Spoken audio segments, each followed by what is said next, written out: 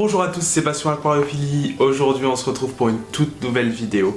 Et aujourd'hui je suis très content de vous retrouver sur la vidéo du suivi de ce bac. Donc de ce petit bac de 63 litres que je vous avais déjà montré dans une précédente vidéo où je le mettais en eau. Donc pour ceux qui ne l'ont pas vu, je vous invite à aller la voir, elle sera en fin de vidéo et le lien sera en description.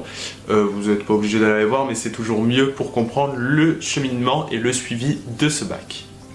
Pour rappel, j'avais mis ce bac en eau le 14 août, donc le 14 août dernier 2022, et j'avais eu toutes les plantes par la marque Tropica que je remercie énormément. J'avais même eu du CO2 de Tropica, et donc voilà, donc je vais vous présenter comment ces plantes ont évolué, comment elles sont devenues, comment le bac a vieilli, comment on les taille, on les entretient, avec quoi je fais les changements d'eau, etc., etc. Et si cette vidéo vous aura plu, n'hésitez pas à mettre un pouce bleu, à vous abonner en activant la cloche des notifications pour recevoir mes nouvelles vidéos. Alors là, je suis un peu moins actif qu'avant, mais je vais reprendre progressivement les vidéos, donc à 2 par mois, je pense, donc toutes les 2 semaines.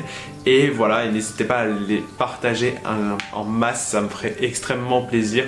Et là on arrive bientôt aux 620 abonnés, c'est énorme et je pensais jamais y arriver, donc voilà, merci beaucoup. Donc ce bac je l'éclaire de 15h à 21h tous les jours, donc c'est-à-dire 6 heures par jour. C'est bien parce que ça n'aura pas apporté une prolifération d'algues, c'est un bon taux horaire pour du LED. Donc durant ce bac, c'est vrai que j'ai eu une petite poussée d'algues comme vous le voyez actuellement sur les vidéos. Ces poussées d'algues ont été dues, je pense aussi surtout à la mise en route du bac. Donc avant de traiter les poussées d'algues, qu'est-ce qu'on fait? On essaye de le traiter naturellement. Donc comment on peut traiter naturellement? Donc pour traiter naturellement, on peut mettre des autosyncluses, donc ces petits poissons qui sont super bons mangeurs d'algues, ou des crevettes, alors surtout des crevettes Tamano, ça mange vraiment super bien les algues. Alors moi j'en ai des crevettes Tamano, l'avantage c'est que c'est une crevette qui, comme toute autre crevette pratiquement, nettoie autant qu'elle ne pollue. Donc en fait elle ne comptera pas forcément dans votre population de votre bac. Malgré ça, mes algues sont restées, donc c'était pas forcément de l'algue verte ou de la filamenteuse. Donc j'ai dû traiter avec, j'ai pris du Protalon. Alors vraiment c'est une marque que je vous conseille, c'est le meilleur produit au monde pour traiter même les algues pinceaux, ça marche à merveille. Donc voilà, ce produit est juste génial, c'est sur une semaine le traitement, c'est peut-être ça le petit bémol parce qu'il faut être vraiment présent tous les jours avec 2 jours de repos où vous ne traitez pas, mais je n'ai plus aucune algue et là je vais vous montrer des passages par la suite des plantes, donc du sol, donc du gazon de Monte Carlo qui a été infecté et vous allez voir comment il a bien repris sans algues. Donc comme vous pouvez le voir, vraiment il n'y a presque plus aucune algue, enfin il n'y en a plus aucune. Les quelques branches sont noires dues à l'ancienneté des algues et au traitement, mais vraiment ça pousse à merveille de partout. Donc vraiment vous avez une très... Alors là c'était des boutures de Monte Carlo, d'où la grandeur. Mais vraiment ça pousse super bien et je suis super content car le traitement a super bien marché, mais j'ai jamais eu aucun souci avec ce traitement. Vraiment je le conseille à tout le monde si vous êtes vraiment envahi d'algues. À part du gazon de Monte Carlo, j'ai de la lobelia juste ici, donc que je n'ai jamais encore trop taillé. Il faudra un peu que je commence à tailler, mais pour faire un petit bosquet. J'ai de la Ludwigia juste ici. J'ai sur une racine, alors on la voit pas bien la racine car elle est cachée par la Ludwigia avec le courant de la pompe. J'ai de la mousse de Java avec de l'Alternanthera juste derrière qui commence à me cacher la pompe. Donc j'ai une autre racine juste ici.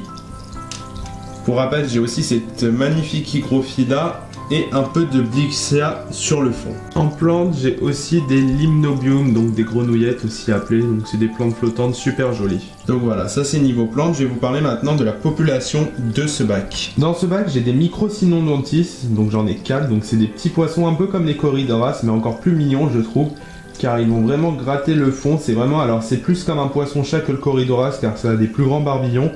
Et c'est vraiment sans écailles, c'est à même la peau comme les Pangioculi où il m'en reste 3-4 dans ce bac.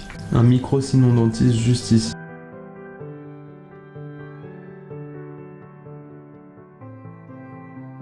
Juste ici on peut voir un petit Pangioculi, alors on le voit pas très bien. En plus il est en train de me labourer le sol. Juste ici un Pangio. En poisson de surface nous avons des guppies Handler, donc ils se reproduisent bien. J'ai mâle et femelle. J'ai aussi des petits Danio Galaxy. Donc c'est vraiment des petits poissons super mignons ça, donc des petits poissons de banc. Donc hop, je vous montre un peu tout. Avec les Guppy Handler, pour essayer de limiter un peu la reproduction, même si ça me gêne pas du tout, j'ai quelques gouramis miel, donc j'en ai 2. Donc ils sont juste là et là. Ils sont vraiment super mignons, donc c'est la plus petite espèce de gourami. Enfin, il y a le gourami nain, mais eux ils font 5 cm, encore plus petit que le gourami nain.